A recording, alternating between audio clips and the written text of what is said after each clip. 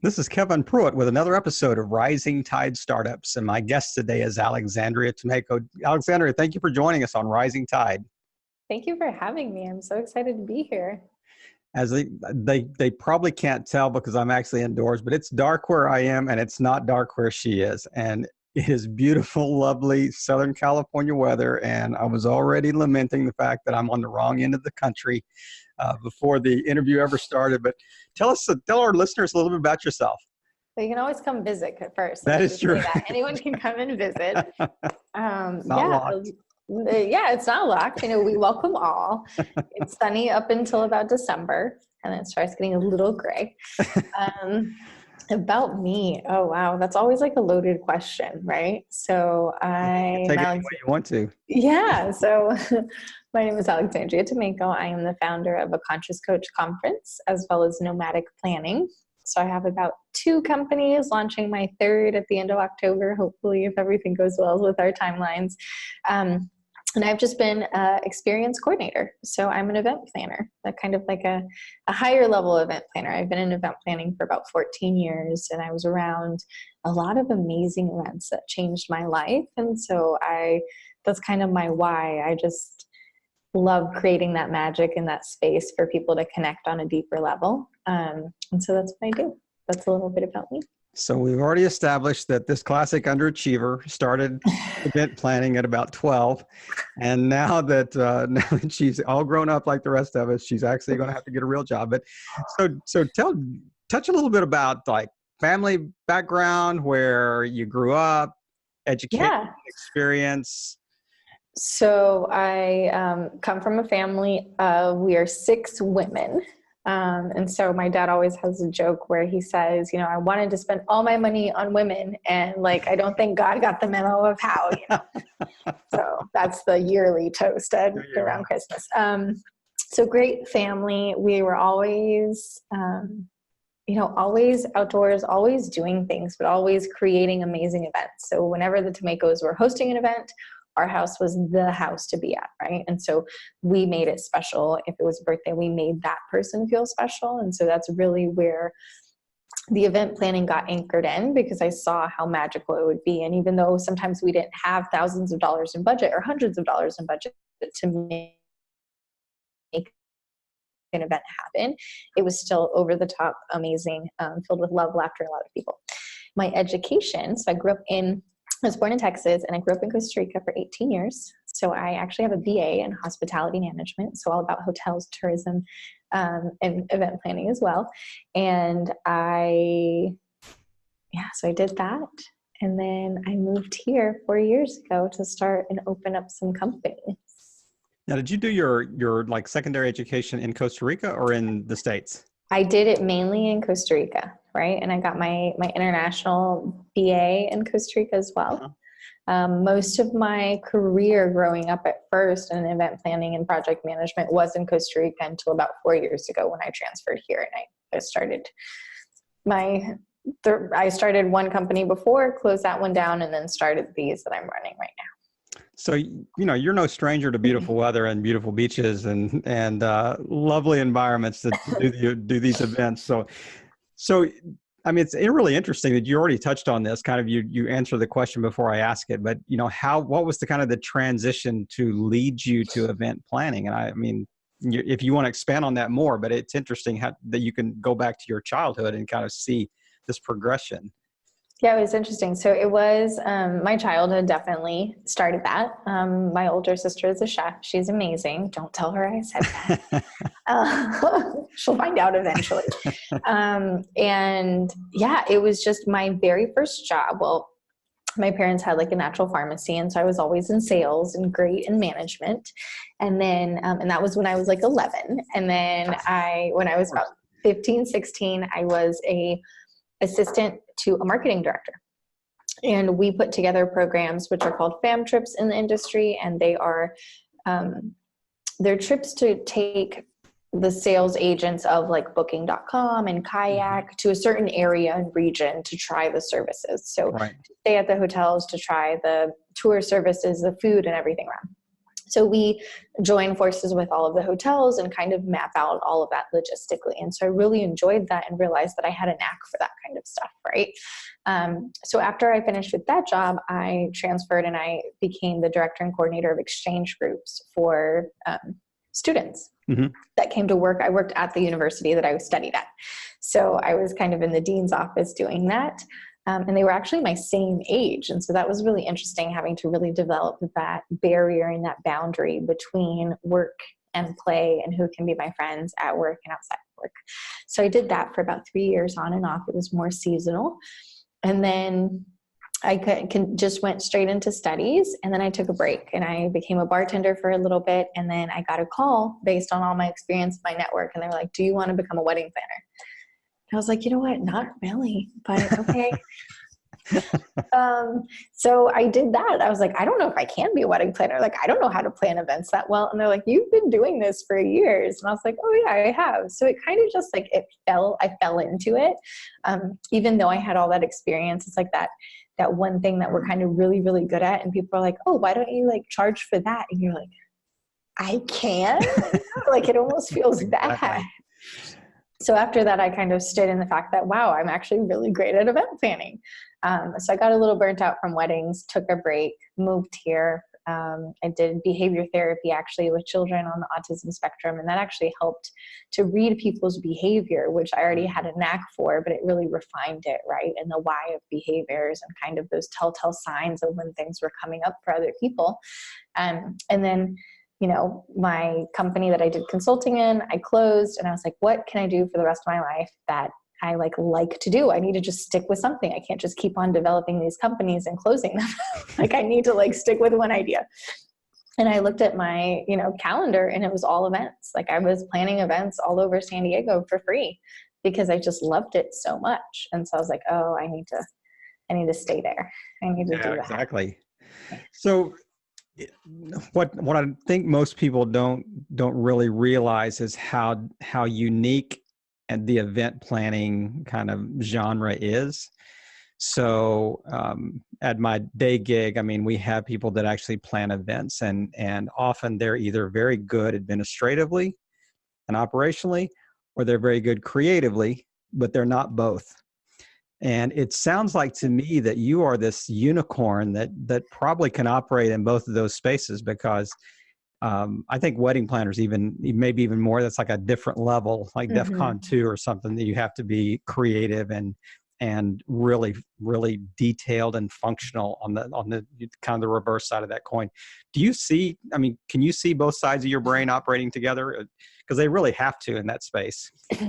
Yeah, that's a good question. And yeah, I'm definitely a unicorn, I guess, in that sense of I am very creative and I am very analytical and left brained and logistical. And so people are like, sometimes when they see something that I'm marketing or that I'm doing, wording on, they're like, that's not great. I'm like, I know, because I'm all numbers. I'm like, if you give me like a spreadsheet, that's awesome. Right.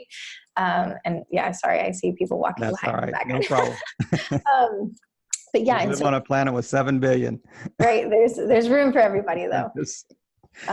So yeah, it's not everyone can do that. And I see it as like you highlighted a great point of wedding planners having to have this creative bone in their body, right, to develop that, but then also budget and make it happen. And a lot of times, corporate event planners don't have that, right? Corporate is very kind of in the box, one size fits all planning. Exactly, yeah. It's more of the bottom line. It's not really creative. It's not really about the experience. So that's why I call myself an experience coordinator, because it's all about the experience, right? I have a question on my intake form for my other company, which is, how do you want your attendees to feel? And I've worked with people who have planned events for like years, and they're like, no one has ever asked that. I'm like, because that is going to like be the cornerstone of the experience, right? Do you want them to feel supported, loved, energized, protected? Say, what is it that you want them to feel? So back to what you're saying, yes, I think it is a special talent to have that. And actually, when I work with other event planners, because we don't consider it competition, if not more of a collaboration always, because sometimes, I had an event planner call me. She's like, I have an event for 20,000 people and I can't do it by myself. There's things that we will need to call on each other. So if I call on someone for an event planner to back me up, it will definitely be a wedding planner. As soon as I know that that person is a wedding planner, that instantly gives them a level above for me, Mm-hmm. because they manage so many things, not only internally for planning the event and budgeting and right, and the expectations that usually the bride is like, I want all of this and I Exactly. have this, Exactly. but that emotional drama that comes with it, right? So that's actually why I exited the wedding planning, because it was, oh my gosh, my parents are divorced and they can't even look at each other and they're, bickering when it's all about these. And so being able to really keep your cool, calm people down when these things happens, because it's very high emotion. It might be Yeah. even very high positive emotion. It's a very high emotion event, right? So being able to navigate that with like grace and ease and really just, calm with everyone, that's a talent that not everyone has. So how did you I mean, you kind of, it sounds like to me you started a little broader and you kind of narrowed your focus as you've gone on as far as the event space is concerned. So how could you identify who your ideal client would be today? So if you and I are walking on the elevator, we're going to go up 10 floors. How are you identifying if I am a good client for your services? And then give What's me, my elevator pitch? yeah, then yeah, number one, identify if it fits, and then give me the pitch. So I do have a qualifier that I work with 6 and 7 figure business owners, right? So primarily coaches. Mm-hmm. I do multi-day events. I don't do one-day events. That's because the amount of energy and time that it takes to plan an event is very similar for a 1 day than it is a 3-day, Yeah. right? So I prefer to just do a 3-day and get paid more. Mm-hmm. Like I'm going to be transparent here. Sure. So I only do multi-day events. I work with some corporate companies. They do have to align with me on a moral level, and like they have to have the same core values, right? So sustainability is really, really big for me. Eco consciousness is very, very big for me. So, and they do what they do, but like SeaWorld and the zoo, I will never plan an event for them. Yeah. Because I don't believe in that. I Right. don't think that we should have animals in captivity, period, right? Like we're not going to go into politics, but that's just my core values. Sure. So core values is a huge thing in an alignment, and then having a clear vision. And then usually with the 6 and 7, we weed out those people who have a business or a company that don't really know what they're doing or don't really have clientele to fill their event, right? But I'm mainly B2B. So if you are an entrepreneur, if you're within the 6 and 7 figures, you want to play a retreat, a mastermind, a conference, anything that's multi-day, I can come in and help with. And as long as there's time in between, I get so many calls where people are like, I'm ready to plan an event. I'm like, great. And they're like, it's going to be a retreat. I'm like, fantastic. And they're like, it's at the end of the year. And I'm like, no, because it doesn't work. You need time. Like this is like, if you think about weddings, right? People plan weddings and you're in the midst of planning a wedding. Yeah.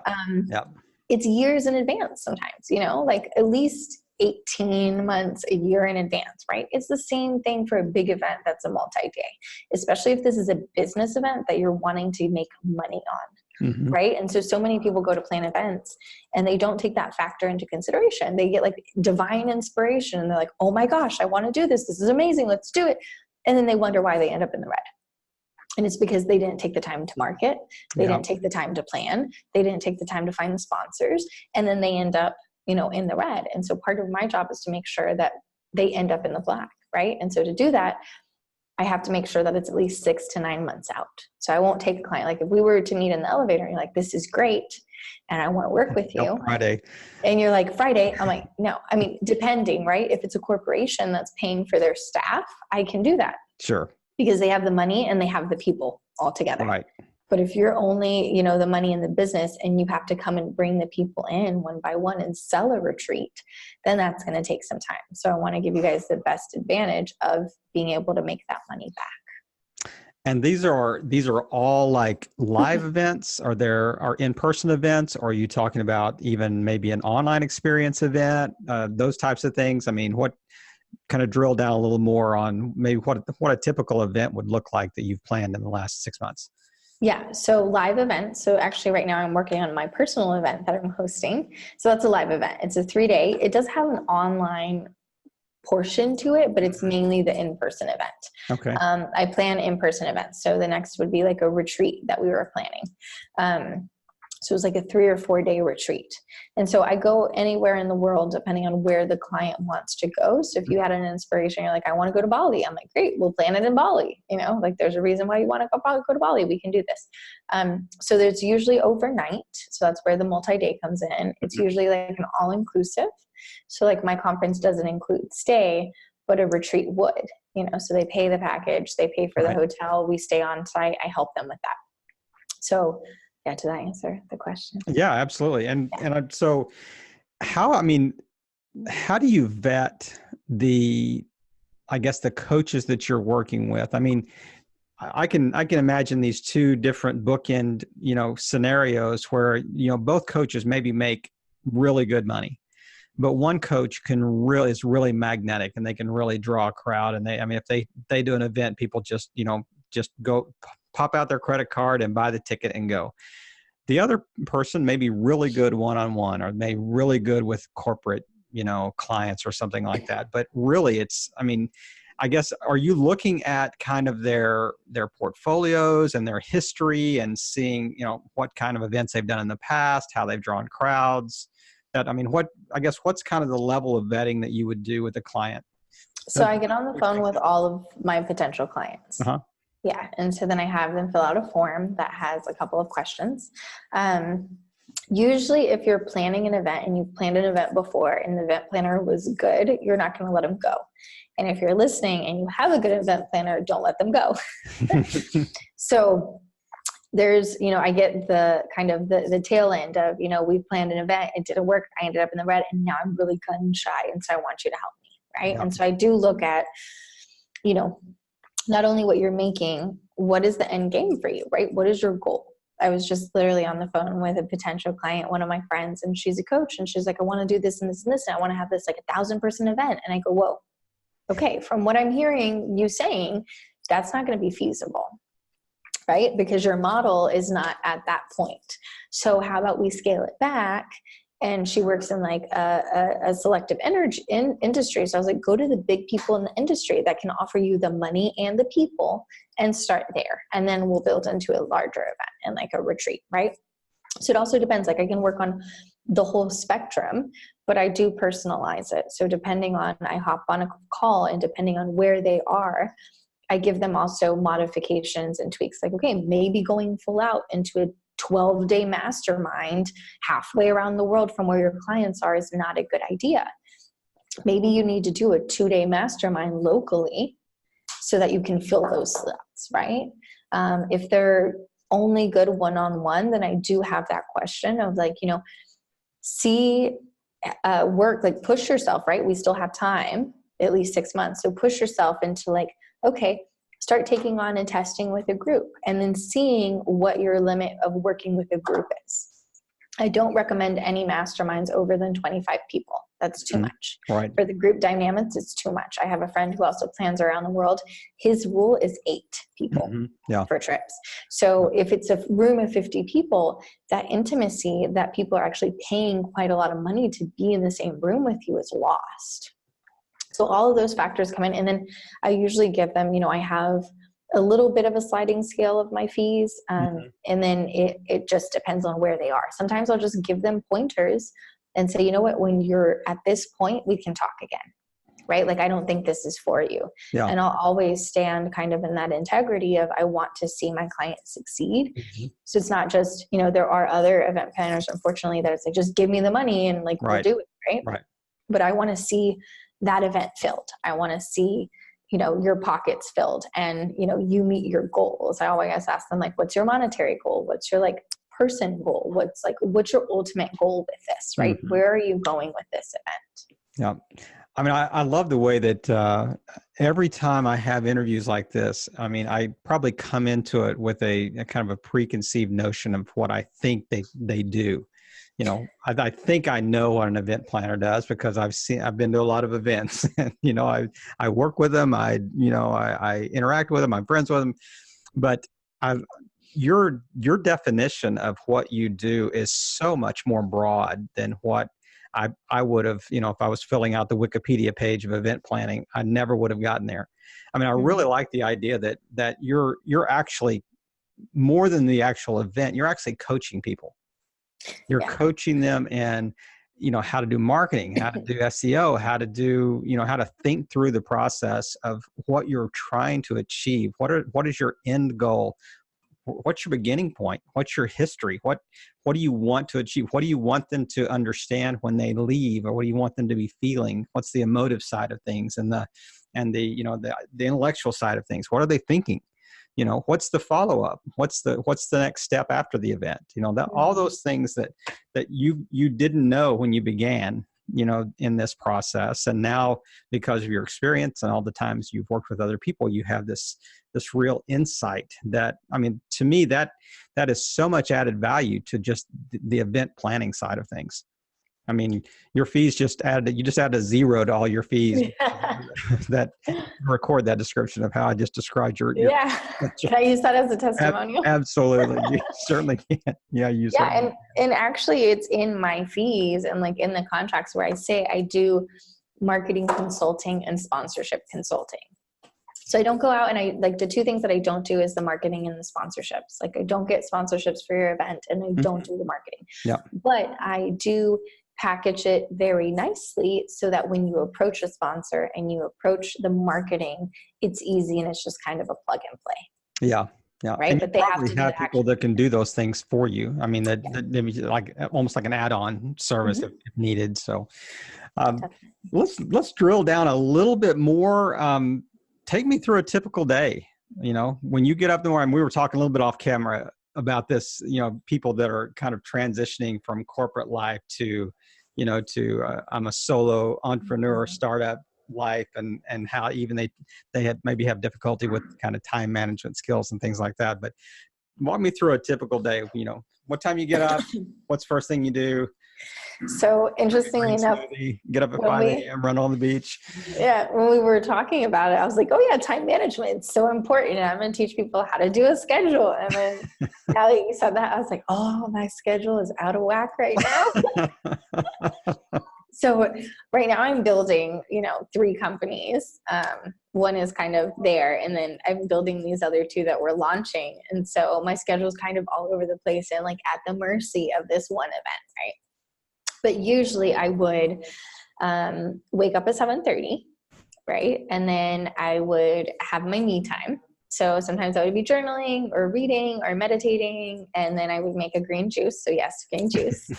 And then that was just kind of my decompressed kind of settling in, believe it or not, like even though I had just woken up before all the buzz starts, right? Because usually we have this habit to wake up and reach for our phones as the first thing.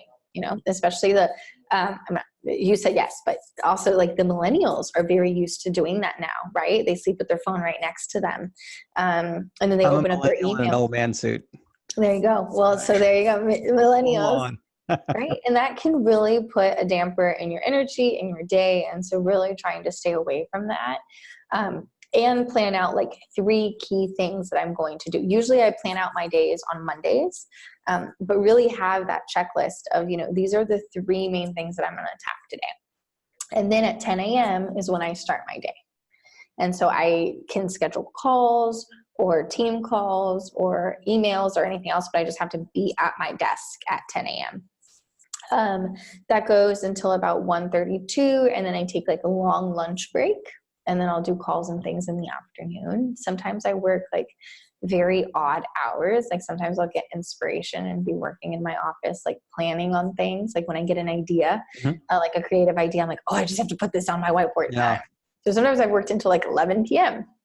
It varies. It also varies the amount of clients that I have at that time. And like with event planning, we're very seasonal as well. Right? So there's like a high season, and then there's like a little bit of a lower season where maybe we just are wrapping up events. And so we're taking some time to decompress. Right.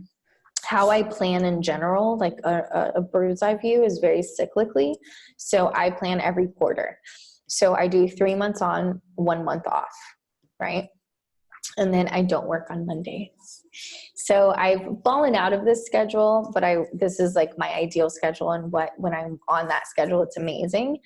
And people ask me why you don't work on Mondays. I'm like, well, first of all, no one likes Mondays. Like I feel bad for Monday, but no one likes Mondays. So if there's a problem with Mondays, just eliminate the problem and don't work on Mondays. So And it's really because, you know, most people are catching up. They're playing catch up with their email. Yeah. They're not going to answer. You're not going to get what you need. So I'm a doer, right? I'm like, go, go, go. Let's just make things happen. So on Mondays, I would find myself very frustrated because, first of all, people are in a bad mood because it's Monday. And then they're, you know, already, you know, sunken under all these emails and contacts. They're not answering the phone. And so if I need quotes or things like that, I send them out on Saturdays. They land on Monday. People are checking them. And by Tuesday, I have an answer. Yeah. Right. So Mondays was my me day. And it was a day that I would go and meditate. It was a day that I would plan out my week and really schedule, like, okay, I have 3 new clients that I'm onboarding. So I'm going to schedule them and, you know, see what they need. Some clients need a little bit more support than others. Like, I've actually helped clients, like, even within the packages that I give, like, you know, hey, your website doesn't look great. Let's fix that. Like, you know, or you don't have a website up. Let's get you a website up. Like, let's talk about this. So it depends on how much support they need and what I have going on. Lately, it's been, around that, like getting up at 7:30. Still, that 10 o'clock is my rule. Mm-hmm.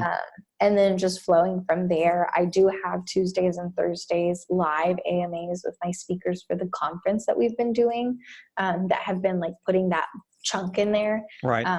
But really, I time block. And so it's just, I focus on, you know, Mondays is the day that I invoice everyone to make sure that I have money, because if not, you forget, like, you know, even no matter what the company is, if you're focused on like fulfillment and that passion part of it, usually you're letting the admin fall by the wayside. Yep. So Mondays are a really good day for me, at least, that I found to do admin, you know, check emails, tweak my own website, you know, create a white paper of my own, or billing clients, or talking to my accountant, or talking to my lawyers, or developing contracts, like whatever my company needs, right? Mm-hmm. Because if not, you're just focusing on clients, and your business never develops. Right. So I mean, I love that. And I'm going to circle back with that in just a second, but I kind of want to dig a little deeper inside your head here. And, you know, when you first got started and you were kind of in the online space and, you know, getting a little more active in social media and things like that, who was further down the path ahead of you that you looked to for some kind of inspiration? For social media, in what way? Or maybe somebody in the space that you were going into, event planning, or something, like somebody that you know maybe has a larger presence or more famous presence, or whatever, that you were saying, you know what, I would like to kind of emulate some of the things they do. Okay. Interestingly enough, it's never, and I was talking about this yesterday. I was at an event and they're like, oh, it's because you should be like front and center and like sharing your message. And I was like, no one cares about the event planner. And so they're sitting there like, oh, that's just, I'm like, no, seriously, we are the faceless, like little fairies that make things happen behind the scene, right? Like, rarely do you see someone acknowledge the event planner. Rarely do you see someone like saying like, oh, the event planner of the Oscars is, right? Yeah. So it's really hard for us in social media for me to emulate someone, because we're always behind the scenes, Right. and that's where we're comfortable. So the events that I would like to emulate, those, good question. Let me see. It's really never been, I've never really looked, at anyone and been like, I want to be like them. It's more been like a goal of, I would love to plan an event like this. Yeah. Yeah. Right? Like an event of 4,000 people. That's just like this overwhelming experience, right? Because I have had mentors all my life that have been amazing, but they've all been in different fields, and they kind of just come out of the woodworks to help me. It's really random and weird, but they're great. You know, my first mentor was a dean of international student affairs at my university. Right. And it was because she just liked me and saw potential in me. And so I would have lunch with her every day when I was in college. And then she, you know, pushed me to get my first job, and then pushed me to do this because she saw potential. Mm-hmm. So yeah, the online presence, and that's been something that I've been actually like debating with, because, you know, with my company, they're all like, you're the CEO, you need to step up as like the CEO and the face of this brand. And I'm like, no, but I'm the host, I'm the event planner, I should be behind the scenes. And that's where like I've been for 14 years. So it's really hard to say, because we're usually, event planners are very comfortable behind the scenes. Mm-hmm. And we're just kind of like, and I personally would pride myself in that. Like, there was a party that my sister put together, and it was Alice in Wonderland, and I chose the Cheshire Cat because I just kind of appear and smile and do stuff, and then I disappear, right? And so that's what we do, event planners, and there's a magic in that, right? And just making things appear. Like when someone's like sitting there going like this, and they're like, it's like they know that they need a napkin, and so you just plop a napkin in their hand and you run off to do something else. Like that's the beauty, and like that secrecy and that anonymity is something that I personally enjoy, and I feel like a lot of other event planners do too. But you do have to have anticipation too. You have to kind of anticipate what is coming next and what is going to be expected next and all that. I'm going to throw you a little bit of curve here because I told you I'm going to chase rabbits when you say things that kind of spark extra questions. So yeah, I'm going to drag you out of the back curtain now up to the front and stick a mic in your face. But so I think this is another question that you've probably never been asked before on a podcast, on an interview, but do you have a ceiling? A ceiling, as in like a stop? Well, let me frame the question a little bit better. So do you have a mental ceiling of how big an event you think you could pull off? No. So I feel like it's a, like anything in growth, right? You have to stair step it. Yep. Right. So when I was hosting, private events of 30, I wasn't going to go to 2,000. Right. I was hosting and helping open houses. And like the realtors would come in, or, business deals and helping with that type of stuff. So I think, I'd probably love to work on like a really big conference, which is, what I'm building, which that will grow. And then I think I'm going to sit down and start doing the smaller things again because they can be more intimate, right? So it's just really pushing oh my gosh, I planned an event for 10,000 people and I'm good, Okay, yeah, I reached I did it. Check. The big pool. That's right. Well, yeah. I mean, I heard you use the term or the amount 4,000. You said if I could do an event for 4,000 or something like that, and I thought, well, I wonder if what's the difference between 4,000 and 40,000? I mean, is this just not exponentially scalable? I mean, are you just not? I mean, I know there are unique logistical challenges to multiples of 10, that type of thing, but there are also some kind of universals, whether it's 40 or 400 or 4,000. I mean, some of the questions that you would ask would be the same questions you would ask at 4,000 that you would ask for 40. Just what is the kind of the outcome and what do you want them to feel and those types of things, but maybe not drill down that intimately, but yeah. It's not as intimate. And again, like my key thing that makes me highlight and stand out is the experience, right? Not like my personal experience that I'm bringing to the table, but how people have an experience with the event, right? So at a level of 40,000, it's really hard because you have different set of challenges, right? Yeah. So if we're comparing 4,000 to 40,000, the venue is different. Sure. Right. So you can have a 4,000 person dinner where it's a buffet. No one will ever in their right mind probably do a plated dinner of 4,000, right? That's just bananas. But a buffet, yes. But a 40,000 person buffet is something that, it's rarely heard of. Is it doable? Yes. But you're going to run into challenges of when we're talking about 40,000s, you're talking about like Staples Center, and you're talking about, stadiums where it's a sports venue. Yeah, the seating is different, right? So you don't get that intimacy. So like even with the experience, like the decor has to be different. So there are a lot of different challenges. Like when you're working between, I'd say probably like 10 to 500, those you can lop in the same kind of thing. It's easier to find a venue, that kind of stuff. It's easier to still be intimate. 500 to about 2,000, that's when you start to have like those challenges, right? And then to like 3,000 to about 4,000. And then like there's another bracket there. So and then the other thing is having a team. If I were to have help and produce an event of 40,000, which, hey, if you're watching and you want to hire me for an event for 40,000, hey, let's do it. We'll make it happen. We'll make it happen. But having a team, right? I'm still building my team to be able to manage events like that and manage events. So here's the other thing, like in this industry, and I found, and I love you all who say this, but please stop saying it.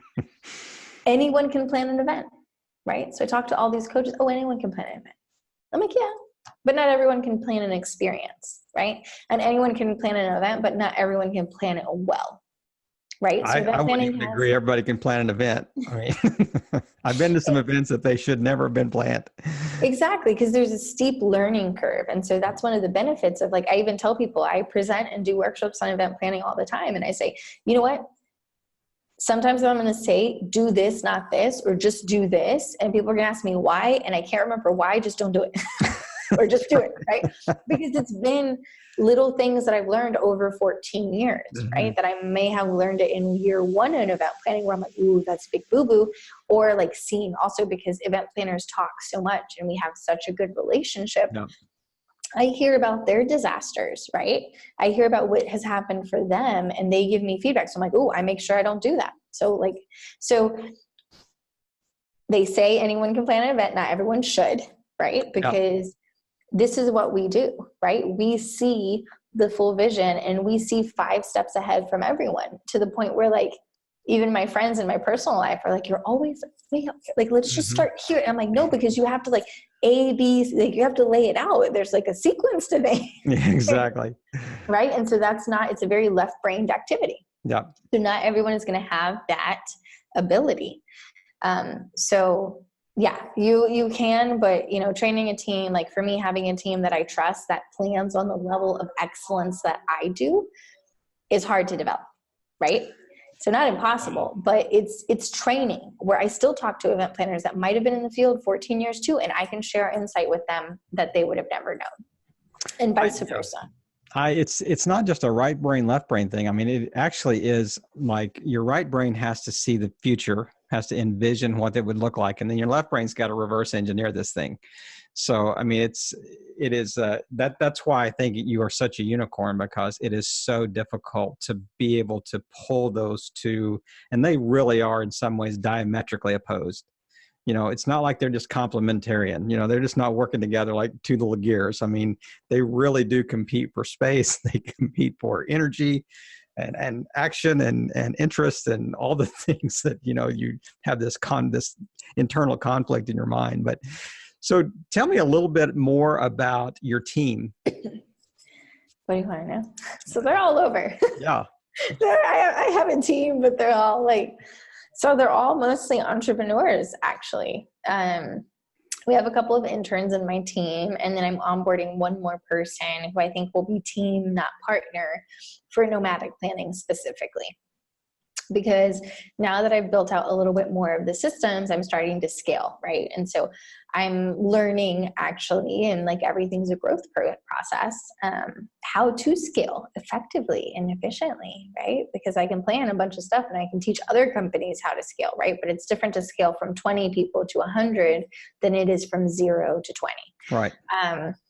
So I've had to really learn to step into that responsibility, because I've always managed teams, but I've always had HR managing teams for me, right? So I'm like, oh, this person is not on my event planning list. You need to send them away and bring me someone else, and they would do that, right? And so I started to have to also develop the systems in my company of how I want things to work. What does the follow-up look like with clients? What do the responses look like? What do the emails look like? So all of those systems to develop, so then I can onboard a team for them to do. Right. That is, I mean, it's really interesting going from, working in your business to working on your business. I mean, that's when you really are a CEO.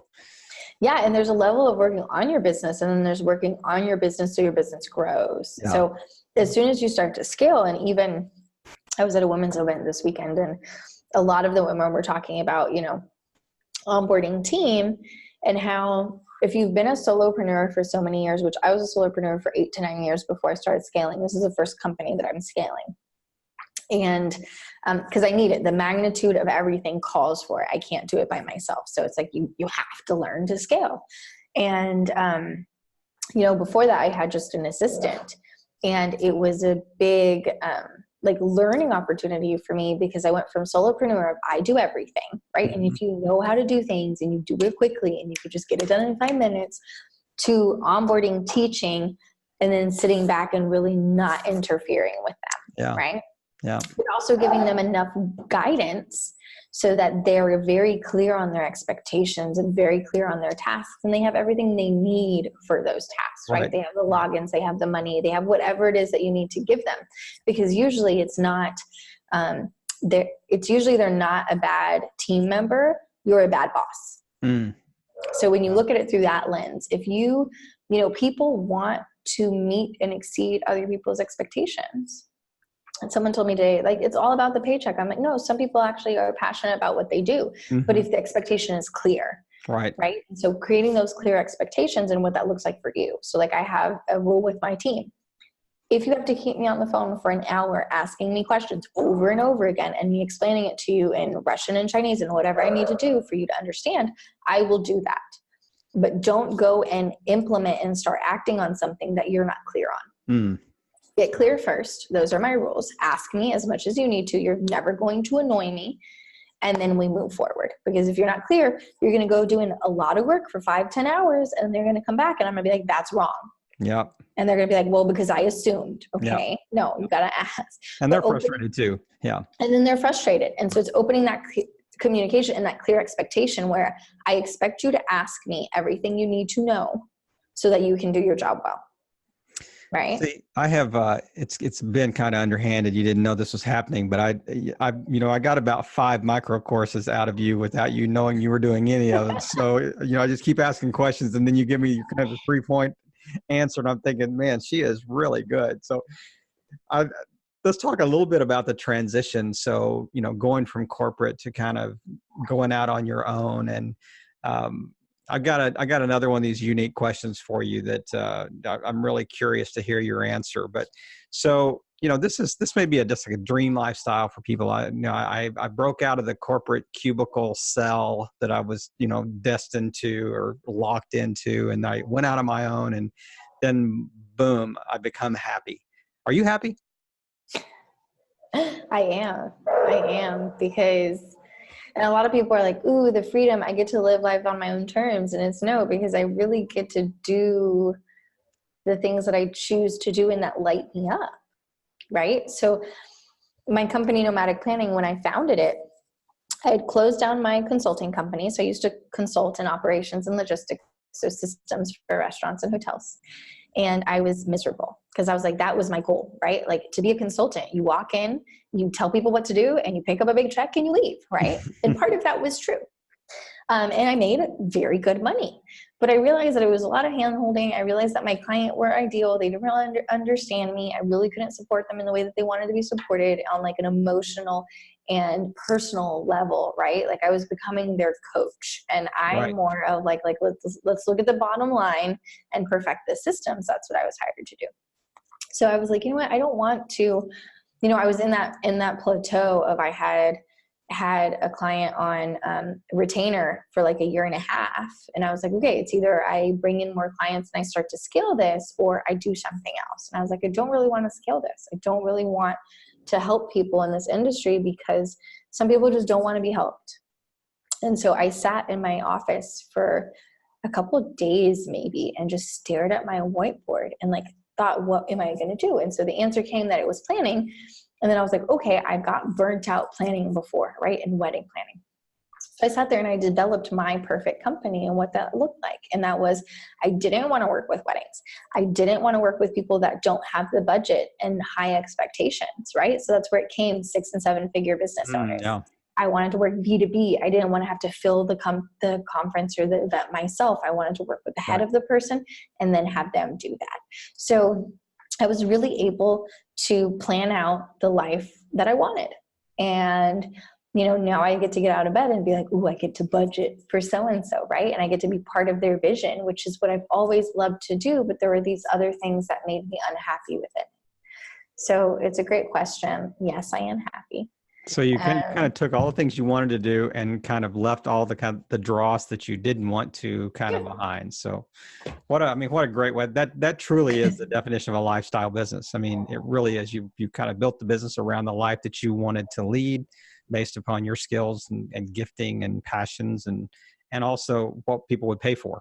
Kind of that Venn diagram, intersection of the three circles. What's the sweet spot in the middle? So yeah. And I did analyze the market for a while before that, right? And I knew that there was this upheaval of coaches coming into the market, and then a lot of them were going towards retreats. Yeah. And I said, well, I can serve them perfectly. And as soon as it starts falling into retreats, I'm going to be there ready for them. And then that offer also, like with the lifestyle component, it's like, I love to travel. I travel with my clients. So when clients are like, I'm doing a retreat in Greece, I'm like, yay, I've never been to Greece. Let's do it. Another stamp on my passport. Right. And so I'm like, this is perfect. And I can still do it from anywhere in the world. Like I have clients that are all over the world that I can help, and only until we have to meet at the retreat location or at the venue that we're doing whatever we're doing, the project, do I need to show up in person. And that's like 3 days, 4 days, depending on the time. And the rest I get to do from my pajamas at home, and I don't have to commute. So. Perfect. So that's a great segue into our kind of our micro course section of things, because I mean, you said, well, I can get up, I can, get up at 7:30. I can start work at 10. I can cut out about 2, have lunch. I can work a little bit later. I'm not working Mondays. I'm not working this. So it sounds like to me that I mean, you're certainly not lazy and you're certainly not an underachiever, but you've got to do something to kind of, offset, these blocks of time that you kind of checked out and you said, I'm not going to do these things during these times. So how do you manage that time? I would love for you to kind of expand on that as part of our Rising Tide micro course section. Yeah. So I'm going to share my screen with you. And this is, so a lot of times and this is 2 different things that I'm going to show. And that is, okay, can you see that? Yeah. Okay. You're going to have to watch it on YouTube, guys, if you're listening to the podcast. So this is my goals. So that's how I broke down in 3 months time, right? Because I said I plan quarterly my goals. And so for me, it was important to have a health goal, a soul goal, a mind goal, a business goal, a cultural goal, family, passion, projects, financial. An arm was something that I had an arm injury and I was working through that. So I say, lay out those things that are your goals, right? So if you don't work towards something, like even if it's 5 minutes a day, you're not going to develop it. So health was, I wanted to get back into running. Soul was meditating. Mind was reading a book a month. I'm not a reader. Most CEOs read between like 50 and 60 books a year. So I was like, you know what, I'm going to make it a goal. And once, after 3 months, it becomes a habit. And so that's also why I did it that way, that if I can meet my goals every, week for those 3 months, I develop a habit, and then I can go and develop a new one that's going to benefit me in my business. So then, the next couple of 3 months I had, strategic, alliances for productions, and then cultural, I had a new language in there, and then, flying back to see my family a couple times a year. So those were like my overall goals. And then really I laid them out. I think this was my personal schedule. So here's the other thing that I want to highlight on this. So many times people have goals and it's like, I want to make $1 million. It's great. That's a doable goal, guys and girls and ladies. But when you say, or I want to make, 6 figures, I want to make $100,000. It's doable, but if you wake up in the morning and you're like, today I have to make $100,000, that's really intimidating. So people lose all their motivation to try to meet that goal, right? But when you break it down into bite-sized chunks, that's when it becomes doable. That's when you're motivated to do that. So if you take, for example, the $100,000, that's about $8,000 a month. And so if you wake up and you're like, oh, I have to just make $8,000 this month. If you break that down again, I only have to make $2,000 this week. Does that feel better, right? Than waking up and saying I have to make $100,000. So then, you know what, little by little, you're building on that. And at the end of the year, you've made your $100,000, right? Yep. Same Yep. as million, So that's why I chunk it out this way. And then this was an old schedule that I kind of played around with. It's not done. So I'll show you one of my friends. I deleted his name, so it's okay. I made his schedule, right? And so time blocking is something that is really used now and people talk a lot about. And it's just essentially blocking out a portion of time to do anything. So it's no longer like minute to minute, if not like chunk of half an hour or an hour. Yeah. So his schedule was wake up. He wanted to wake up at 6:30. His morning routine was an hour. And then he was helping his other friend develop some work. So he blocked out 2 hours for that, 2 hours for client emails, an hour, 30 minutes for lunch, 2 to 4 for lead generation for his business. And then 5 to about 9:30, which is a really decent chunk, was just partnership outreach, which was, strategic partnerships. And then he would do his bedtime routine, which is really important. So many people talk about morning routine, but no one really talks about bedtime routine. So just speaking into that a little bit, that really helps you get ready for bed. It gives you something to look forward before bedtime. And it really helps you unwind, because how many people Netflix before bed? Yeah. Right. And that blue light is bad for us and all of these things. So if your bedtime routine is reading maybe before bed, I had one where I just, after a certain amount of time, I don't do it anymore. I need to get back into it. So it's a great reminder. All the lights were out, like all of the white lights were out. And I would just have either candles or warm LEDs on, only a couple. And so soft lighting, which would start to make me sleepy. And then I would sit there and meditate and listen to like spa music for 30 minutes, getting ready for bed. And that really helps you unwind, decompress, and then really be able to, as soon as you hit the pillow, go to sleep, because sleep is key. So his next day was a little bit different. He did his morning routine. He woke up, he did social media engagement for his company. Again, client emails, lunch, marketing, help with his friend, admin time. So again, putting in that admin time is super important. Right. Partner outreach. The next day looks really similar. And then he just had new skill building. Video layout was on Fridays. Planning for the week, that's really crucial. So that was Saturday. And then Sunday he had his free flow time. Oh, and he did meal prepping as well. So all of this allowed him to kind of flow within that structure, because people always, want to step out of that 9 to 5 and just go into complete anarchy because they've been told what to do. So you can make it to where it benefits you. So if you don't like waking up early, don't wake up at 6 o'clock, wake up at 9. Right. Wake up at 7. Like, what time serves you? I know that I am not able to communicate and be effective and efficient and be present for my clients and my team until 10 a.m. So I don't put anything on the books before 10 a.m. And when people ask me, I don't tell them, oh, because I'm sleeping in. It's like, I have a meeting. I'm booked until 10. I have openings after 10 a.m. Right? Schedule's not free till then. Yeah. And so that's really, an effective way of, making sure that you plan out your weekend. So this is just really time blocking. It's not an item per item, but then he fills them in, right? So he'll have his top 5 client emails that he needs to send, or the top social media engagement, or developing content. And so that's what you can do early morning during your morning meditation or getting prepared, is writing out those 3 things. I've heard from a lot of like business gurus and masters, like more than 3 things. Anything over 3 is like a perk, right? But just focus on 3. And, we're used to this 9 to 5 work schedule, when really people are maybe efficient for max 6 hours of that time in the 9 to 5 world. So, being able to do 3 things really well, like if that's developing your content plan for the month, that's huge. That's 1, but that's huge. Right? And like not beating yourself up. There are going to be days where you do 10. Like I had a day the other day, I knocked off like 15 things off my list. And I was like, oh my gosh, this is amazing. And then the next day I wrote like another 15 things on my list. And I was like, okay, as long as I get 5 done, I'm going to be good. And I got like 6 done. So, putting those key things, and also being able to determine what are going to be big needle movers in your business. So that's something, one of my friends, her mentors taught her this, which was, if you're bad at time management, right? Which if you're listening to this and you've stayed on this whole time, thank you.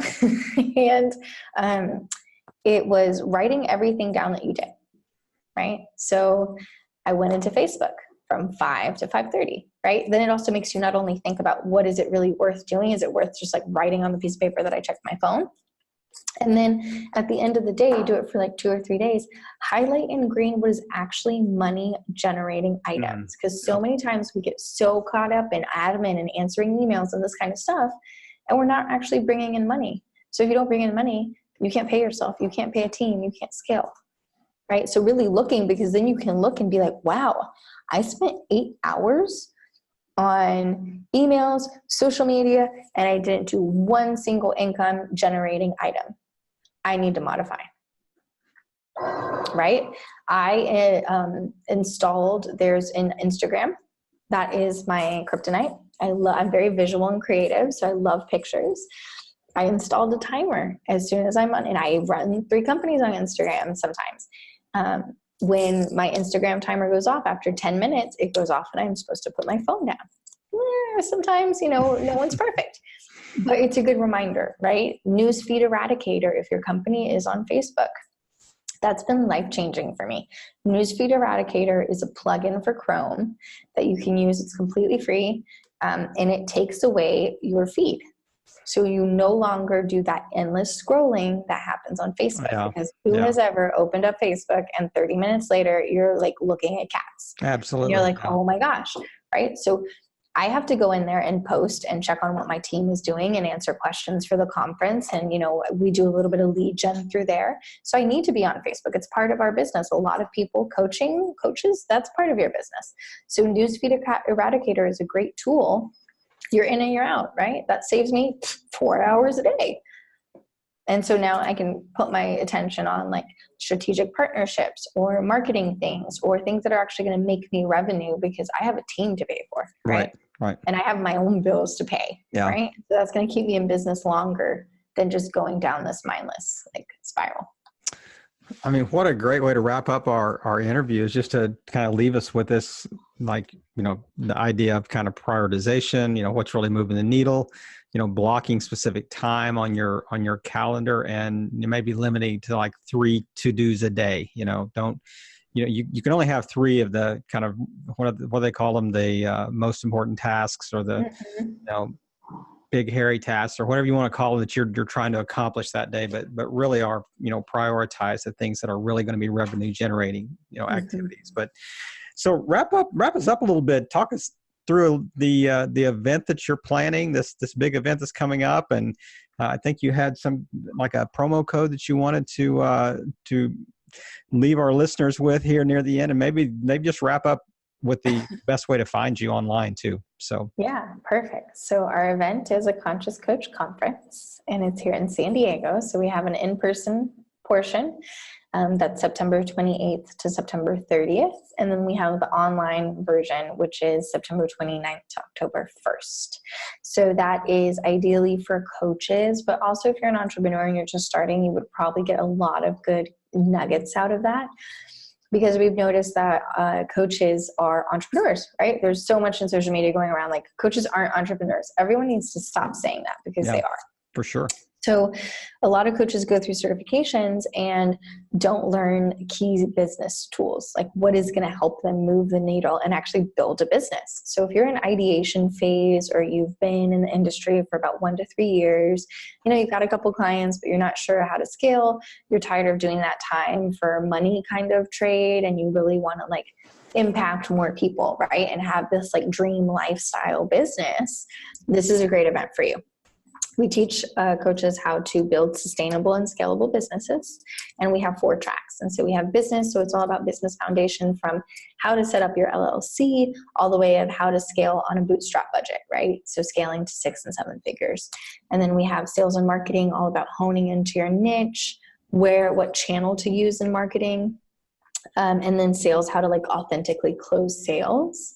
And then we have self-development and mindset, which is a little bit of coaching for the person, and self-development for themselves of these, money fears and these limiting beliefs, because we are a reflection. The business is a reflection of us. So if we have money issues, we're going to charge that way, right? And then we wonder why our business never gets out. If we have organization issues and, fear of structure and commitment, all of that is going to show up in our business. So really helping them break through that. And then the last one is, it became my favorite. I put it in and then it became my favorite track, and it's new tools and practices. And so that's all about like the science behind crystals and essential oils and Ayurveda and energy work and breath work, and how you can use that not only in your life, but in your practice as well to help your clients. So the promo code that I have for that is SAVE15, all capitals, SAVE, SAVE15, and that will give you 15% off the ticket. And you can find our tickets at aconsciouscoach.com. And I'm actually going to spell that, make sure that I'm spelling it right, because I named the company and then I was like, oh yeah, half of the world doesn't know how to spell conscious. So it's ACONSCIOUS coach. So COACH.com. You can send me an email either through the website, through the, contact us, but also our email is info@aconsciouscoach.com. And we're also on Facebook and LinkedIn, A Conscious Coach Conference. So you can find us. There's the event invitations. And then also we have an open free group, which we're revamping again. We've just been so busy with the conference. And so that is where we will drop in weekly with interviews and tidbits and really helping to build that community and network for you guys. Now, the promo code works whether they're in person or online, or is it just in person, or what is that? The promo code is mainly online. I can make it so it works in person. See how effective I am, listeners? You just ask the right questions and boom, we get you a 15% discount right there on the don't tell anybody. Yeah, don't tell anybody. Don't tell anybody. The person sitting beside you paid 15% more than you did. So yeah. That's exactly And right. the other thing I wanted to add is, depending on, I would recommend the VIP, and mainly because we have 40 speakers, right? So 40 expert entrepreneurs in their field. So they've been making 6 to 7 figures multiple years in a row. And so we have, for the VIP tickets, you get 6 months of the content library. So you can go back and rewatch. All of these are workshop. So if you're signing on, you're working during the event. There's no pitching. So there's no sales, there's no back-end offers. So it's really just about providing content. And so you'll do the work, you'll have a workbook, and you'll do the work there. And the VIP one includes a VIP mastermind as well. So you can mastermind in a hot seat about your business, and then a free membership to the next company that we're launching, which is the Company Collective, which will have quarterly accountability events and masterminds and workshops. So that's probably the best option to get that additional support and really help move the needle in your business, because our goal is to really help coaches develop sustainable businesses so that next year we can have advanced tracks. We really want to see all our attendees really up level this next year, and so come back the year after and really have a blooming business. Well, Alexandria, thank you so much for just taking your time today. And like I it was being a little facetious, but there was a lot of truth behind my joking about how many micro courses did we get in this hour period of time that we've been talking tonight. But I just really want to thank you again, and it's been really good and just engaging with you online and just really hearing your story and letting you kind of unpack multiple things for us as if we kept just kind of drilling down, asking more and more questions. But just thank you once again for just playing your part in helping all boats rise in a rising tide. Thanks a lot. Thank you so much. Have a wonderful night. You too.